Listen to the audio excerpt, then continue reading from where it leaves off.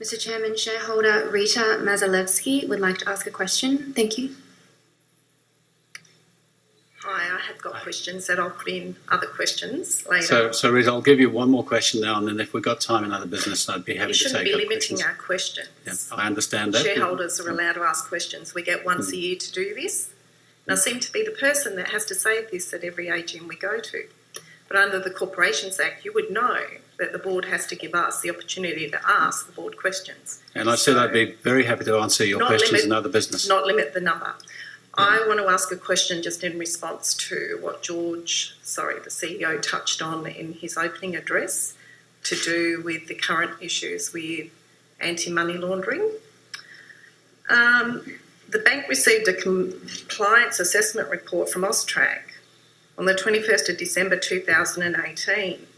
The report identified potential compliance contraventions of the Anti-Money Laundering and Counter-Terrorism Financing Act. Since receipt of the report, the bank has continued to consult and update AUSTRAC about the significant progress that has been made to investigate and address the issues identified in the report. In addition, the bank has continued to strengthen its AML CTF programs. This work involves additional investments in prevention mechanisms, ensuring an effective and efficient control environment, and uplifting compliance capacity. So the concerns that we have are that in relation to that, given that you're classified as a smaller bank, not one of the majors, are you going to be able to cope when you grow, given that you're unable to report at this time? Under the director's report, under subsequent events, it does state in the annual report, other than as disclosed below, no matters or circumstances have arisen since the end of the financial year and up until the date of this report which significantly affect the operations of the bank, the results of those operations or the state of affairs of the banks in subsequent years. Are you able to tell us what kind of issues had to be reported to AUSTRAC through this review?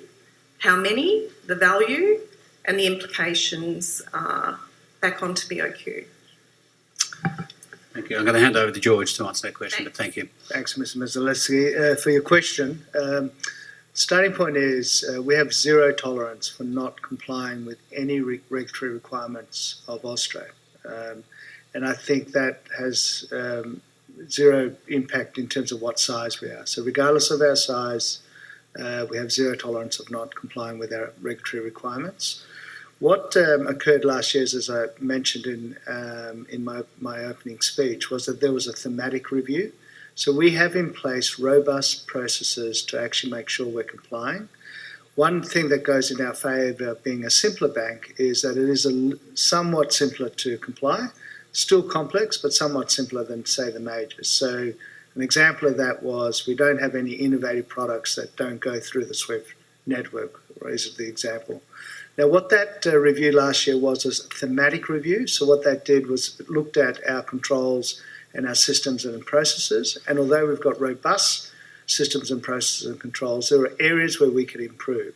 So effectively, it highlighted areas where we could further enhance those controls.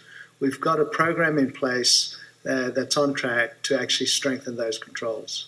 This is not an issue of any known non-reporting. So if you think about the issues that other banks have experienced more recently in Australia, it is to do with knowing that you've not reported something and then that being investigated and then some illegal behaviour not being picked up. That is not the situation with BOQ. So there were no contraventions at all? There were no non-reporting. Right? So contravention could be a number of things, but there's no non-reporting of what's required. Okay. All right, thanks. Thank you for your question.